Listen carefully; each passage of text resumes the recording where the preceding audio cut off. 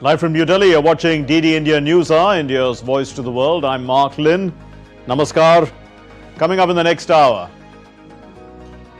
the European Union eyes a historic trade deal with India soon. At Davos, the EU chief, Ursula von der Leyen, calls it the mother of all deals. India secures major investments at Davos, showcases largest ever delegation at the 2026 World Economic Forum. Trump's Greenland stance sparks transatlantic standoff. Europe pushes back as tariff threats rattle the global markets. Syrian-Kurdish peace talks collapse as President Ahmed al-Shahara's government rejects decentralization demand. Tensions rise in Raqqa and Kurdish-dominated Hasakeh.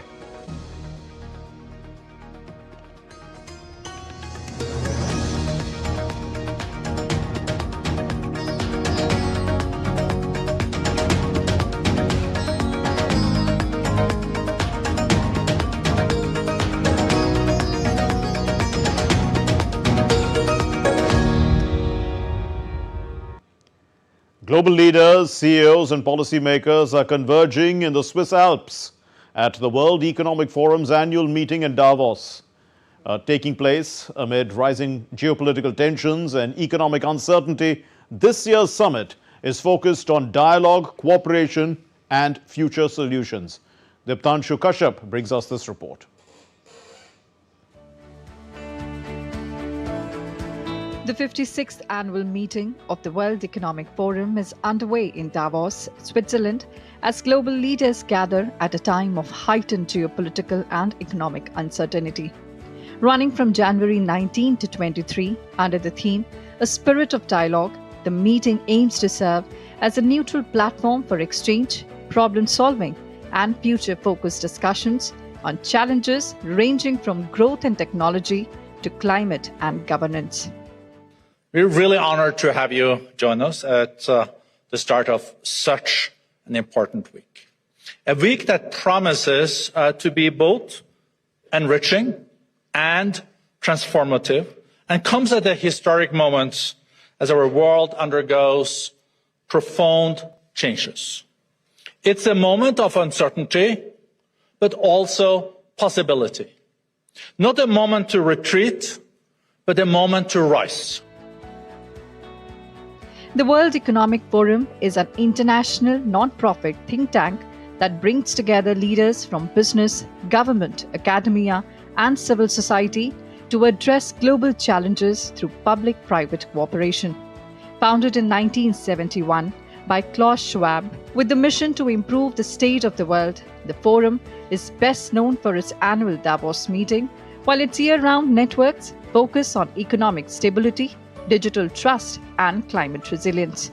At a pivotal moment for global cooperation, the annual meeting is bringing together nearly 3,000 leaders from over 130 countries, including around 400 senior political leaders and dozens of heads of state and government, alongside top CEOs, investors and technology pioneers.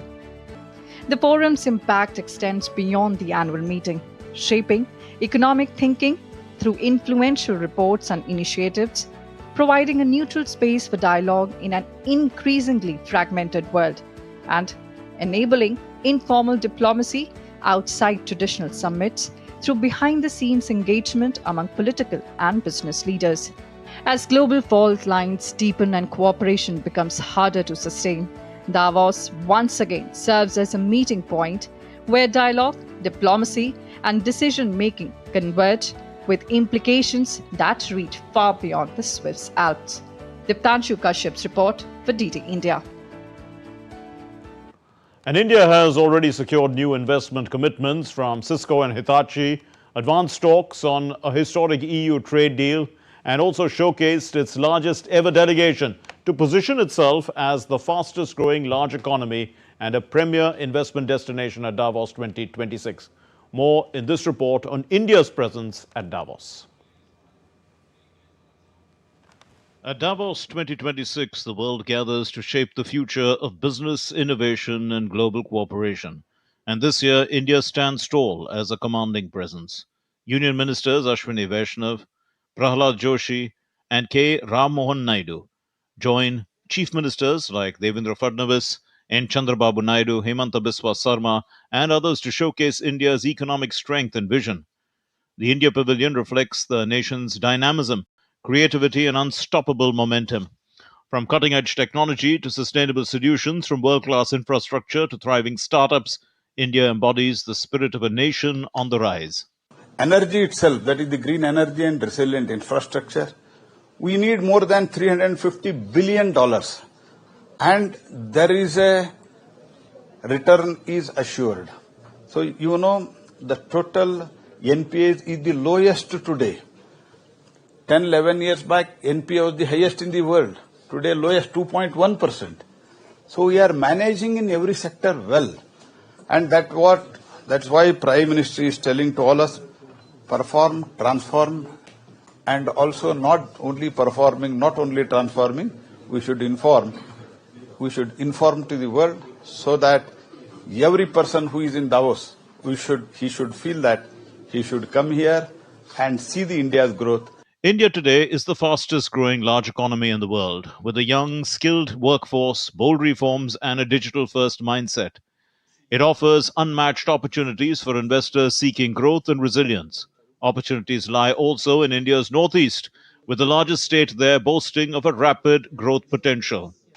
We are growing at almost 13% in last 5 years, and hopefully for the next year our projection is that will be grown by 15%.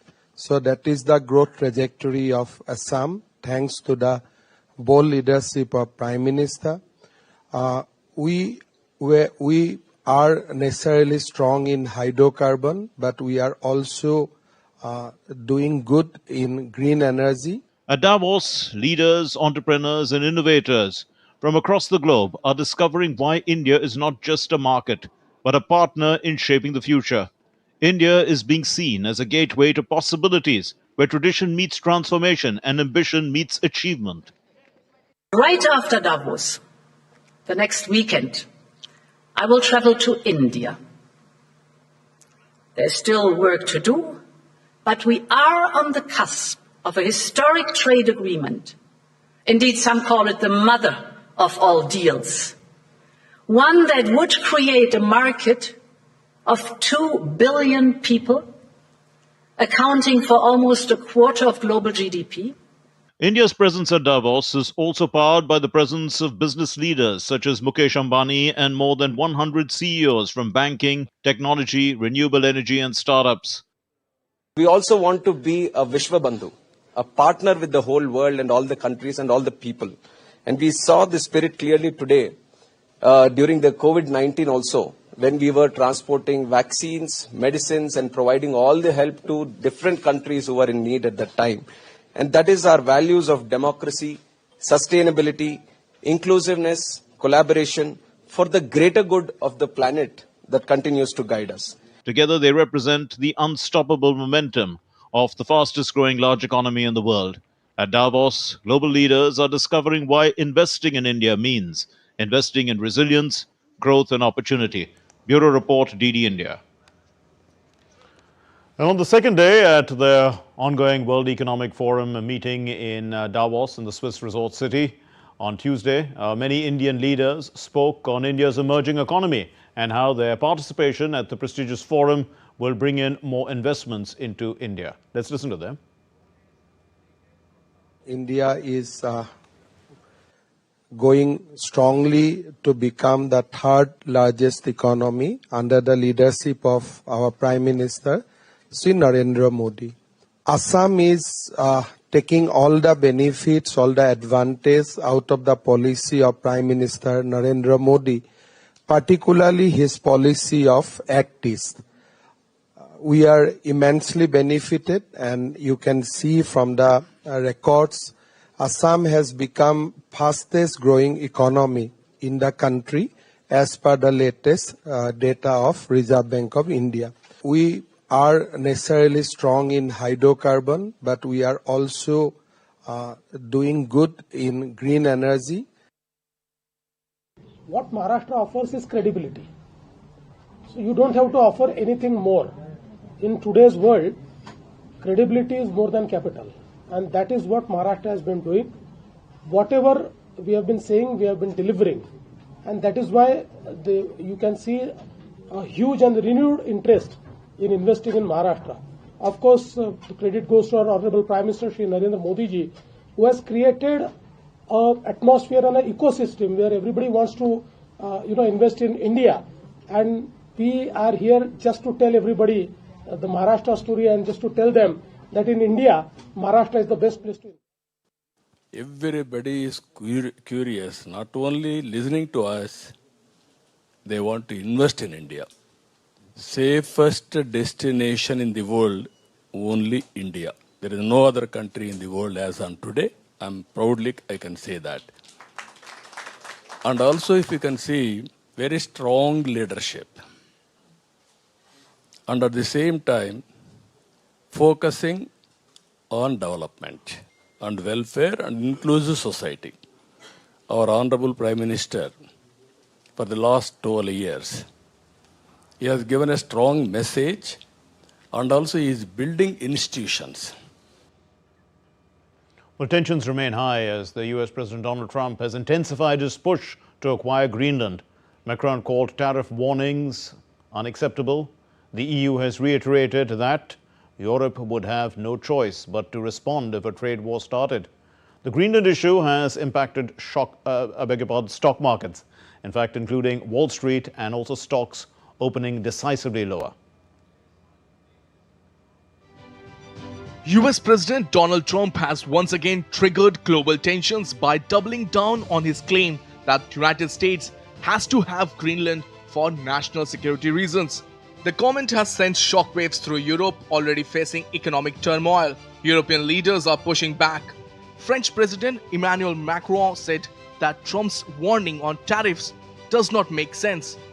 Competition from the United States of America through trade agreements that undermine our export interests, demand maximum concessions, and openly aim to weaken and subordinate Europe, combined with an endless accumulation of new tariffs that are fundamentally unacceptable, even more so when they are used as leverage against territorial sovereignty.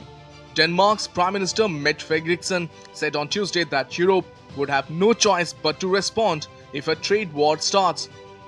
It is important that we work closely together. Everything we are doing now is about avoiding tariffs. At the same time, I also think it is necessary to say that if anyone starts a trade war against us, which I really cannot recommend, then we as Europe must of course respond. We are compelled to do so. Export-heavy sectors like Germany's automobile industry and Italy's luxury goods market are particularly vulnerable. First, it is unacceptable within the NATO alliance to threaten each other with tariffs or other measures. And secondly, we must act together as Europeans. The demands and threats made by Donald Trump, the US President, are unacceptable to us. European Union Commission President Ursula von der Leyen has called Trump's tariff warning a mistake, warning that Europe's response will be united and proportional. Arctic security can only be achieved together. And this is why the proposed additional tariffs are a mistake, especially between long-standing allies. Europe must speed up its push for independence, from security to economy, from defense to democracy. Adding to the controversy, Trump has also criticized UK's plan to transfer sovereignty of Chagos Island to Mauritius, calling it an act of great stupidity. Despite earlier backing from his own administration, UK said that they are surprised by Trump's Chagos comment. Russian Foreign Minister Sergei Lavrov reiterated that Russia has no interest in interfering, yet certainly observing the situation. They are members of the North Atlantic Alliance, and that alliance is now being tested to see what it is really about. So we are not at all interested in interfering in anyone's affairs. We have no connection to this issue. We are certainly observing this serious geopolitical situation, and we will draw conclusions based on the outcome of this problem. Markets reacted swiftly. European stocks slipped, the dollar weakened, and the US Treasury yields climbed, underscoring how Greenland has now become the flashpoint of a fresh transatlantic standoff. With agency inputs, Tripti Tripaঠি's report, Did India. And the European Parliament is considering putting on hold the EU's implementation of the trade deal that was struck with the United States last summer in protest over President Trump's warning to seize Greenland. Meanwhile, France has extended support for the suspension of the trade deal between the European Union and the United States. Retaliating to this, the US Trade Representative Jamieson Greer, he said that Trump's warning of tariffs on goods from countries opposing his demand for US control of Greenland is an appropriate use of tariffs in a geopolitical context, and it may be aimed at promoting negotiations. Still to come here on DD India News Hour. Gunmen abduct 160 church worshippers in Nigeria, deepening the nation's security crisis. Nearly half of Kiev is without electricity and heating after Russian missile and drone strikes on energy infrastructure. Nitin Nabin takes charge as the BJP national president in New Delhi.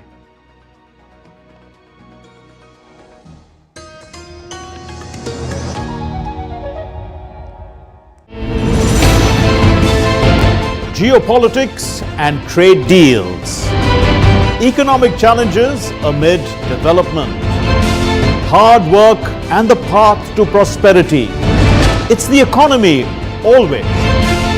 Between walkers, money is what money does and says. Supply creates its own demand. Between the bulls pulls and bears tears. When supply chains globalization and India rises to the podium. We'll get you centered with the economic brief at 8 p.m. every Thursday on DD India.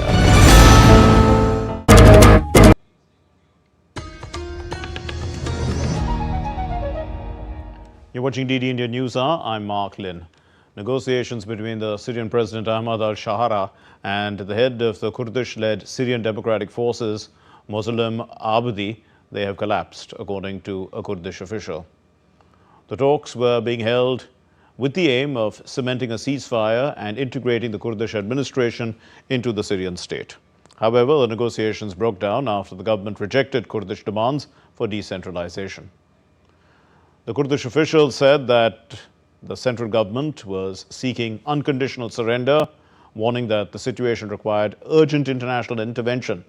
The breakdown comes amid rising tensions on the ground, with brief clashes also reported in Raqqa and convoys of government forces moving towards the Kurdish stronghold of Hasakhay.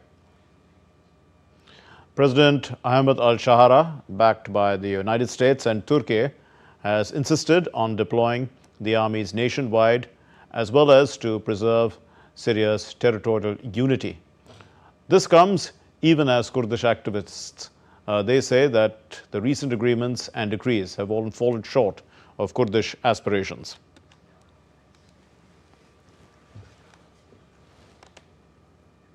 Nigeria has been rocked by another mass kidnapping as gunmen have abducted over 160 worshippers from 2 churches.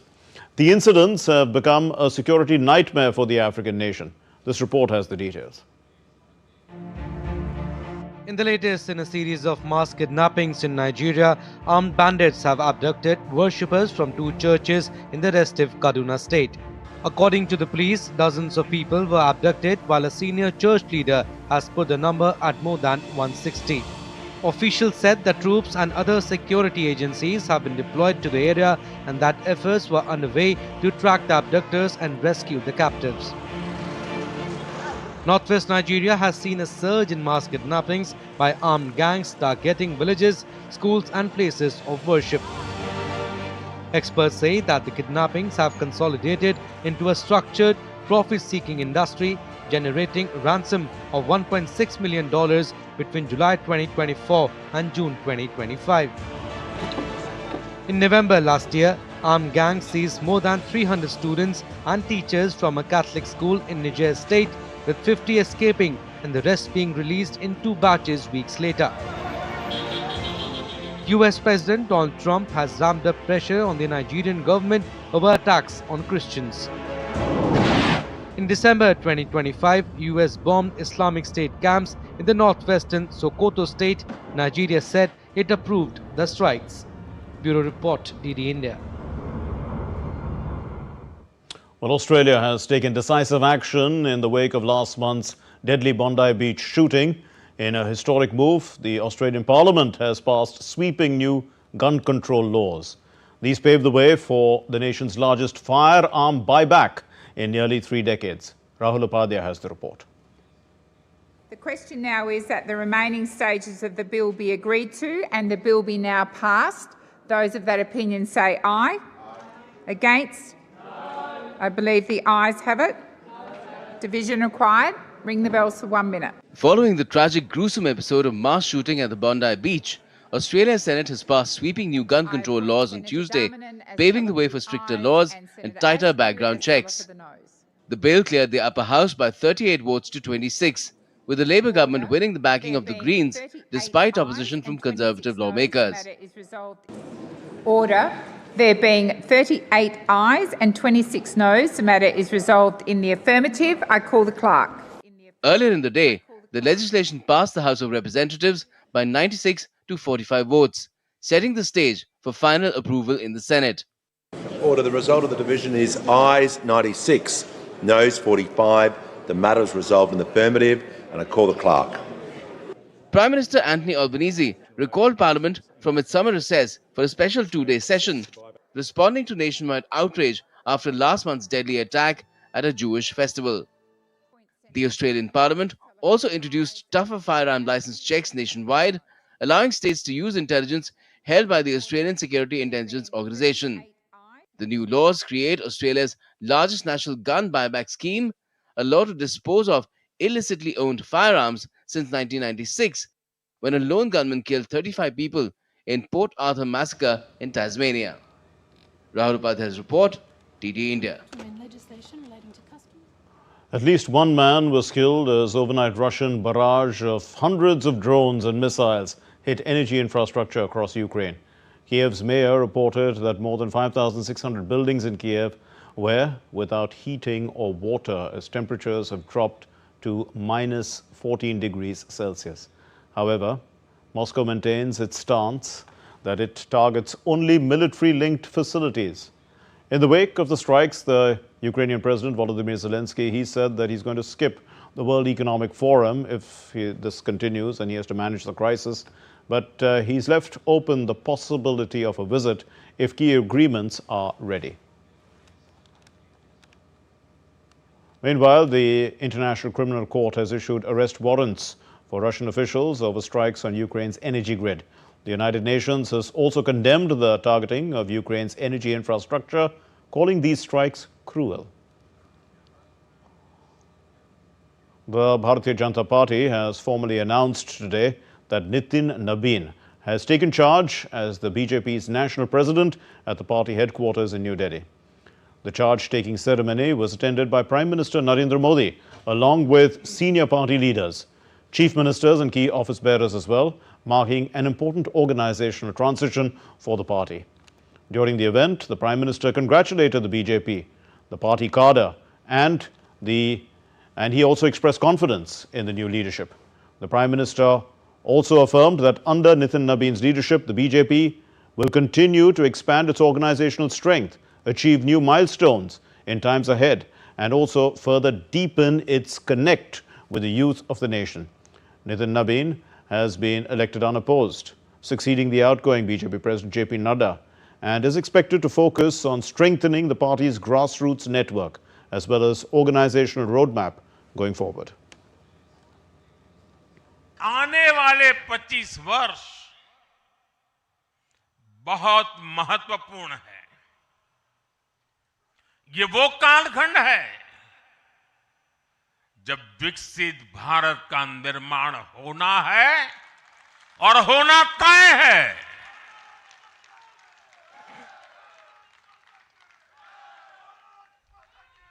इस महत्वपूर्ण कालखंड की शुरुआत में हमारे माननीय नितिन नवीन जी BJP की विरासत को आगे बढ़ाएंगे। मैं आजकल के युवाओं की भाषा में कहूं तो नितिन जी खुद भी एक प्रकार से मिलेनियल है। वो उस जनरेशन से हैं जिसने भारत में बड़े आर्थिक, सामाजिक और टेक्नोलॉजिकल परिवर्तन होते देखे हैं। Well, the Prime Minister on Tuesday also flagged illegal immigration as a major threat to national security, saying that such migrants must be identified and deported. Speaking at the BJP headquarters, he said that even wealthy and powerful nations that champion democracy routinely expel illegal immigrants without facing global criticism. The Prime Minister asserted that India would not allow illegal immigrants to exploit the services meant for the poor of this country. दुनिया में कोई अपने देश में घुसपैठियों को स्वीकार नहीं करता। भारत भी घुसपैठियों को अपने गरीबों, हमारे नौजवानों के हक कभी भी लूटने नहीं दे सकता। घुसपैठिए देश की सुरक्षा के लिए बहुत बड़ा खतरा है। उनकी पहचान करके उन्हें वापस उनके देश भेजना बहुत आवश्यक है। इसके अलावा ऐसे राजनीतिक दल जो वोट बैंक की राजनीति में घुसपैठियों को बचा रहे हैं या उन्हें कवर दे रहे हैं, उन्हें हमें पूरी शक्ति से जनता के सामने बेनकाब करना ही होगा, उनको एक्सपोज करना ही होगा। Well, let's take a look now at other stories making news from around the world. Pro-monarchist Durga Parsai was arrested from Pokhara in Nepal. He will be investigated for false accusations on Election Commission. Parsai, in fact, released a video accusing a faction of Nepali Congress of submitting 520 million rupees to the Commission to get recognition by the constitutional body. A wave of low temperature sweeping southern China brought rare snowfall to Shanghai on Tuesday, delighting residents of the financial hub as authorities warned that the frigid weather could last for at least 3 days.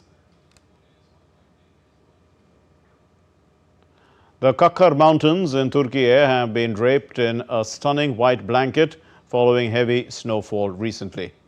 The peaks and surrounding highlands are now offering breathtaking views for nature enthusiasts. Still to come here on DD India Newshour, we'll be discussing potential investments for India at the World Economic Forum in Davos 2026.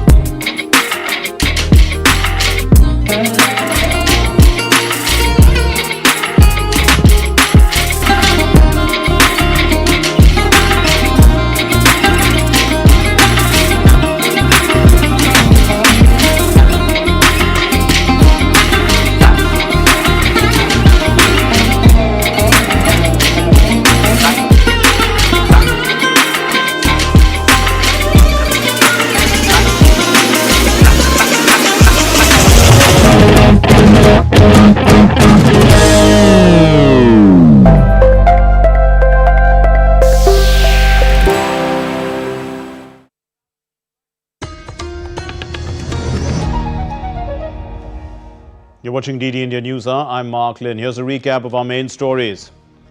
The European Union eyes historic trade deal with India soon. At the Davos meet, the EU chief, Ursula von der Leyen, she calls it the mother of all deals. India secures major investments at Davos, showcases the largest ever delegation at the 2026 World Economic Forum. Trump's Greenland stance sparks transatlantic standoff. Europe pushes back as tariff threats rattle the global markets. The Syrian-Kurdish peace talks have collapsed as President Ahmed al-Shahara's government has rejected decentralization demand. Tensions rise in Raqqa and Kurdish-dominated Hasakeh.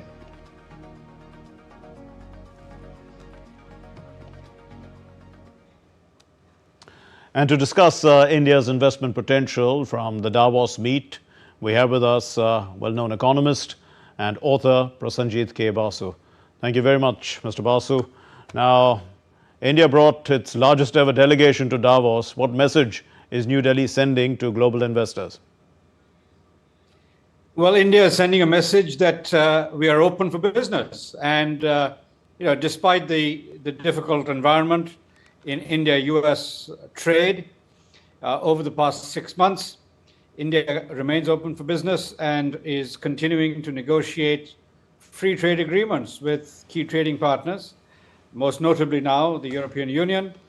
Ursula von der Leyen is headed to India to be joint chief guest at the Republic Day parade alongside Antonio Costa, who is of Goan descent, by the way, and is the is also going to be representing the EU at Republic Day. So indeed, and we've also got already some commitments of investments. Cisco and Hitachi have pledged some new investments. Then Maharashtra has got a record of $173 billion of investments on day one itself. These are the reports that have come in. How significant are these commitments for India's growth story? Well, they are significant, but there's many a slip between the cup and the lip. There's many a slip between a commitment and actual investment. So $173 billion is more than what India has ever received in FDI in any given year. So for one state to garner commitments of that size is humongous. The key, of course, is to translate commitments into actual investments, and that'll happen over time. But the commitments are a statement of intent. They are a statement of the commitment that countries and companies have towards India now, and so it's a very positive directional signal. Indeed, and talks on an EU-India trade deal are also advancing. So what would this mean, for foreign capital flows and also for trade diversification? And, also we could look at investments coming in from the point of view of creating a node of manufacturing, a hub maybe in India over time. Absolutely. I think a free trade agreement with the European Union is momentous. And, it is almost as large an economy as the United States. Traditionally, the EU has been relatively closed to trade with the rest of the world. They do a lot of intra-EU trade, but they trade relatively little with the rest of the world. If they do an FTA with India, it'll open the European market much more to India. I think the areas of greatest interest would be the labor-intensive manufacturing, textiles, garments, shoes, toys, processed food. Those are areas where India has traditionally done less well than, for instance, China and Vietnam. But many of these countries, Vietnam, China in the past, Bangladesh in more recent times, have a more preferential agreement with the European Union in terms of their tariffs. So if India gets a free trade agreement with the EU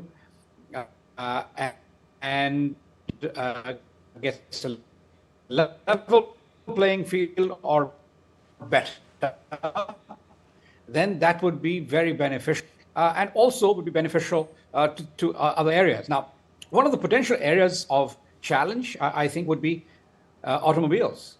India is quite competitive in that area, but Germany, for instance, is very competitive in internal combustion engine cars. Many of the big European car makers are now moving into EVs as well. Sure. But I think the Indian car makers are also very competitive. The likes of Tata and Mahindra. Tata, of course,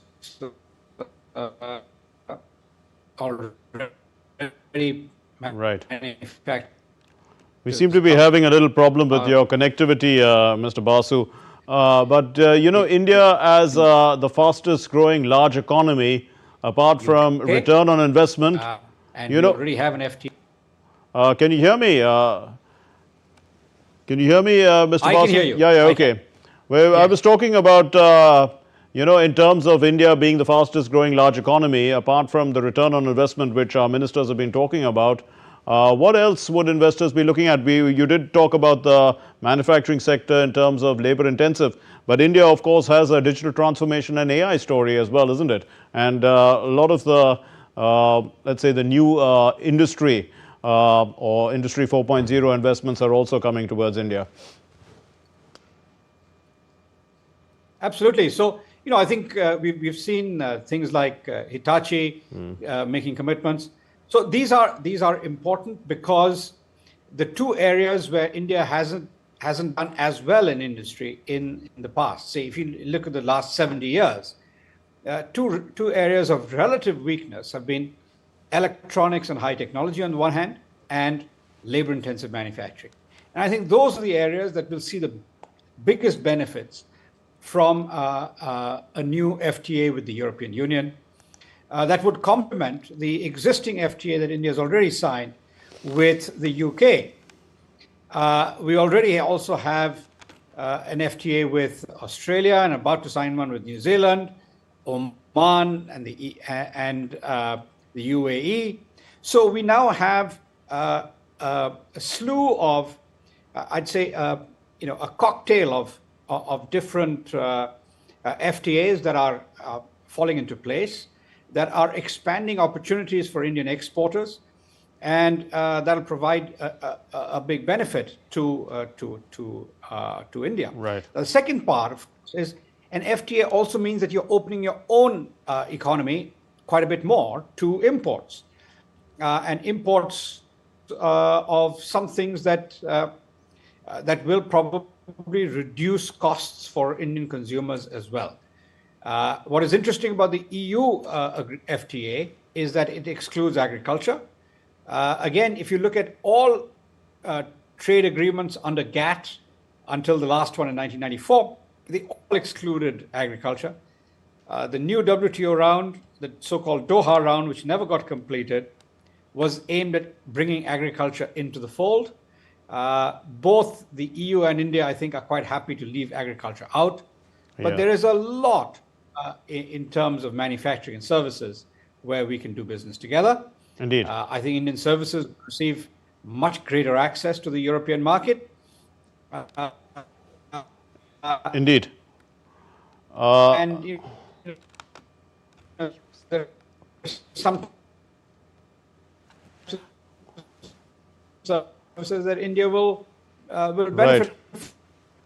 I'm afraid that we're having a little problem with our connectivity with you, Mr. Basu. Thanks very much for joining us and putting all that into perspective for us. Now, still to come here on DD India Newshour. The UK approves China's largest embassy in Europe in London.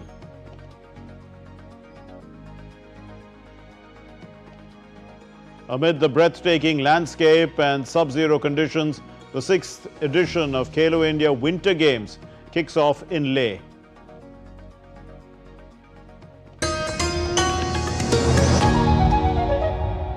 Can the US launch a bombing campaign against Iran. The Philippines vessel suffered structural damage. The saga of child sexual abuse is the United States China's debt trap strategy. Truth is stranger than fiction. But sometimes hard to uncover.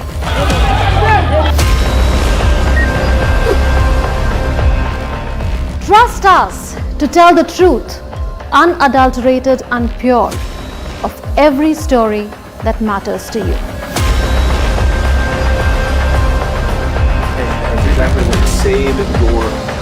You read between the lines, cut the clutter, and connect the dots to get you the full picture.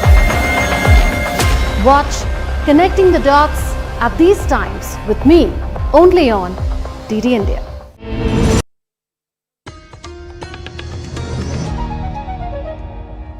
You're watching DD India Newshour. I'm Mark Lynn.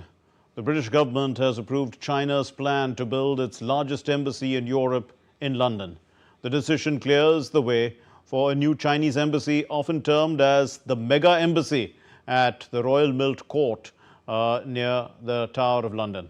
The 20,000 square metre site, it is set to become the largest embassy complex in the UK by area, and one of the largest embassies, in fact, at the heart of a Western capital. This potentially ends a years-long deadlock and signals a bid also to reset ties with Beijing, despite security concerns raised by lawmakers in Britain and the United States. The move comes ahead of UK Prime Minister Keir Starmer's expected visit to China later this month, which would be the first by a British leader since 2018.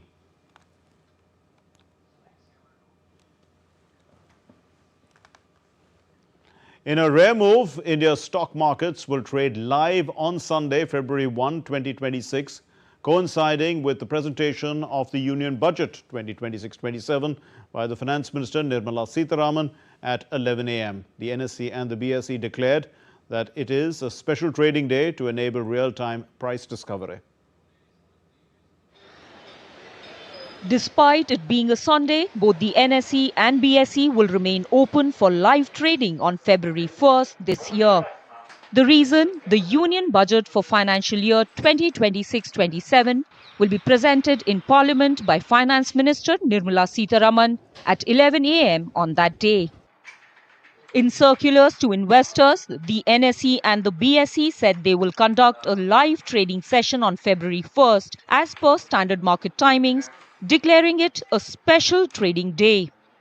As per the exchanges, the pre-open session will begin at 9 a.m., followed by normal trading from 9:15 a.m. to 3:30 p.m. Speaking on January 15th, when the BMC elections were underway, the head of the NSE explained how stock markets function. We have to work as per the requirement of the society. Like today, we have kept holiday because of the BMC elections. And on a Sunday, when budget is there, where everyone wants to participate in the market, we have to keep it open. Market participants have welcomed the decision to keep markets open on budget day, saying it will allow real-time price discovery while preventing sharp volatility, which is typically witnessed after a major event such as the presentation of the Union Budget. The Union Budget is closely tracked by investors as announcements related to taxation, fiscal health, capital expenditure and sector-specific incentives often trigger sharp movements in equities. The Union Budget is being presented on a Sunday after a gap of 27 years.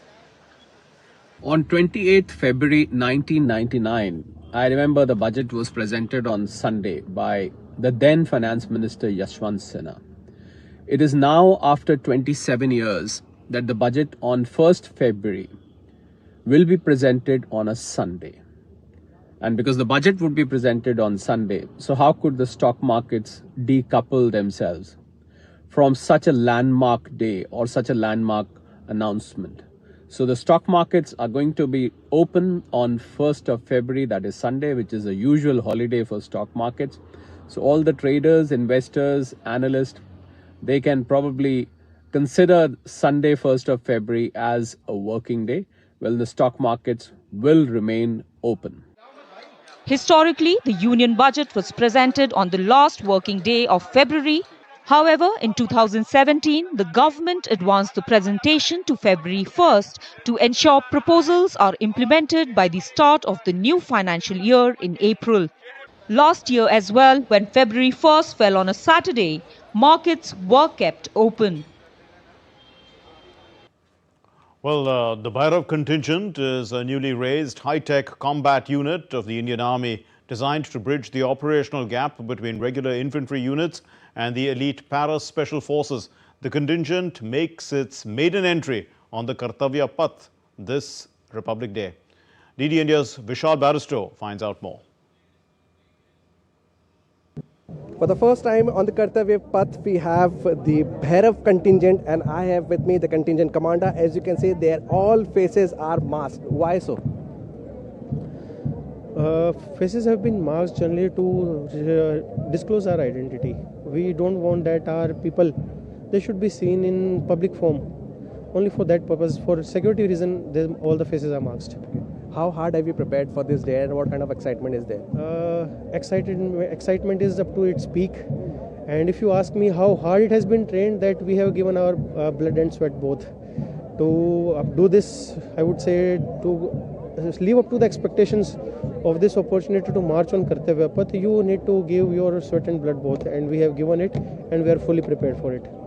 We had already a commando force, but you have exceeded that limit. So in what way the lean and mean machine is going to be very, very special for the armed forces?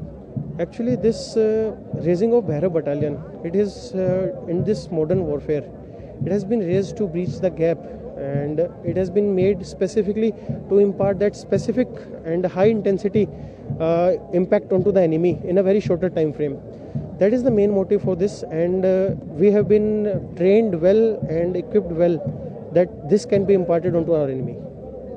So there you hear from the contingent commandant, they are all ready to take on the Kartavya Path, and the nation is also waiting for this special contingent because they have been trained and selected in a very specific way. With cameraman Vishnu Bandhu in Delhi, this is Vishal Barristow for DD India. The Remount Veterinary Corps is a special attraction on this Republic Day. The Bactrian camels and Zanskar mules have descended 12,000 feet from Ladakh to Delhi to take part in this parade.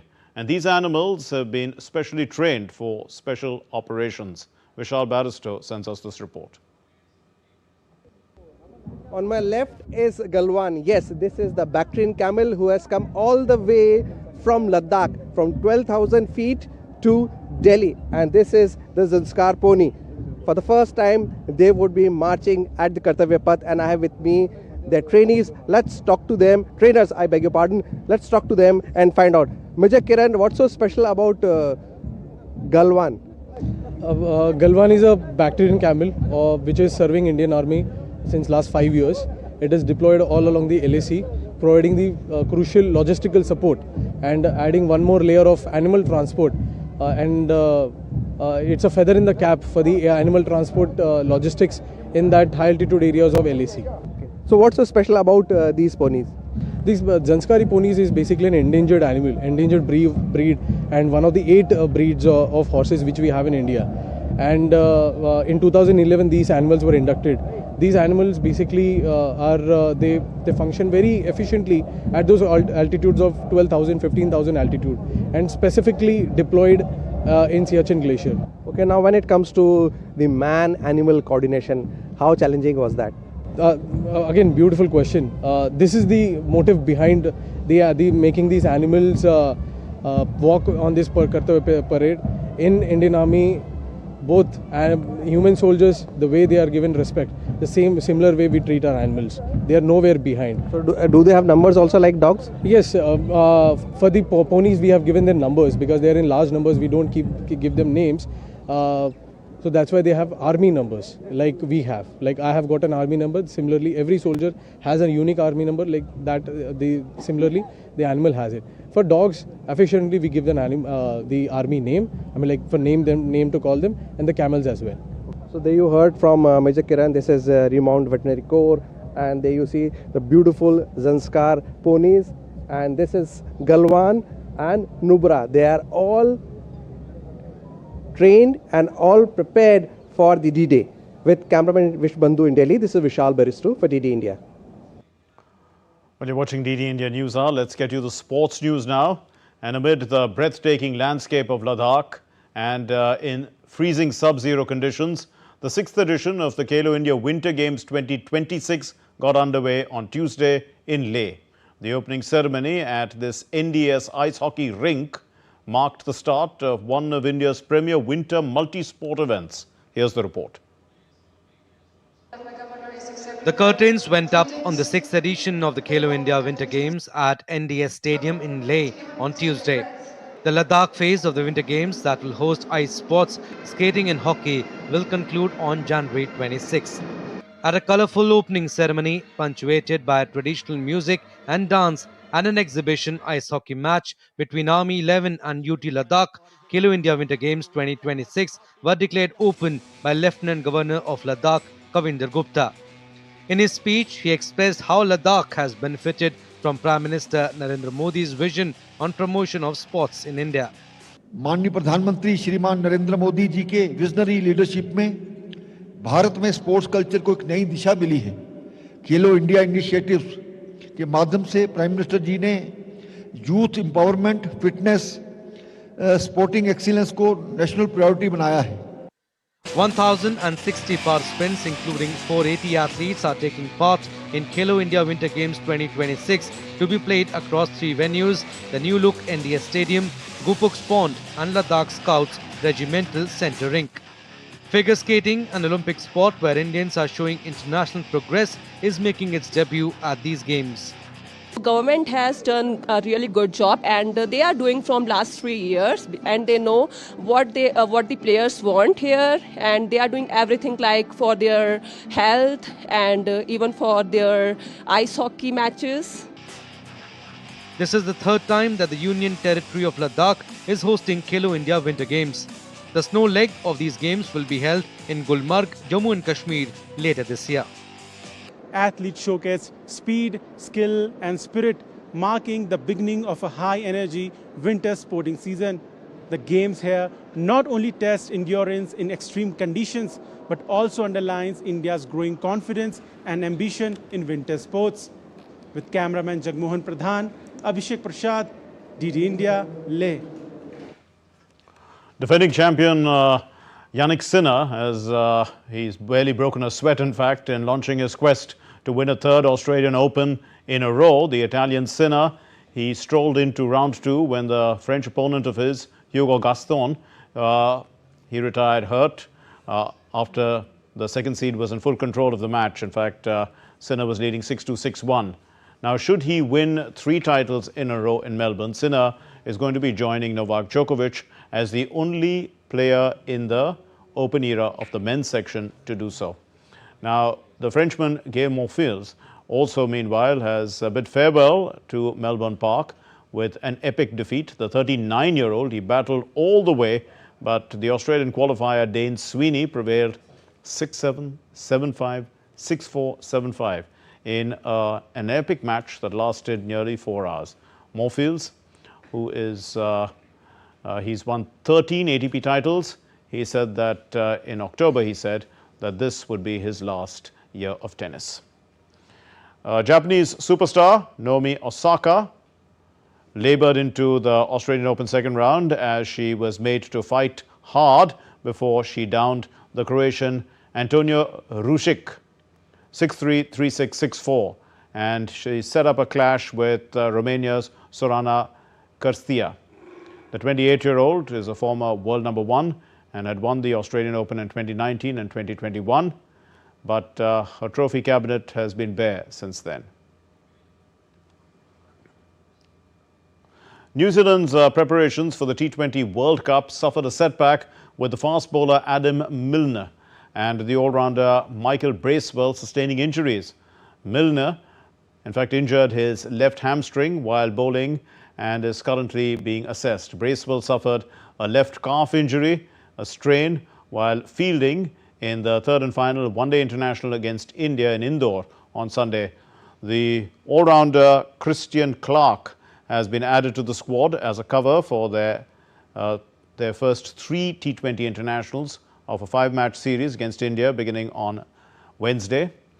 New Zealand will begin their World Cup campaign in Group D against Afghanistan in Chennai on February 8.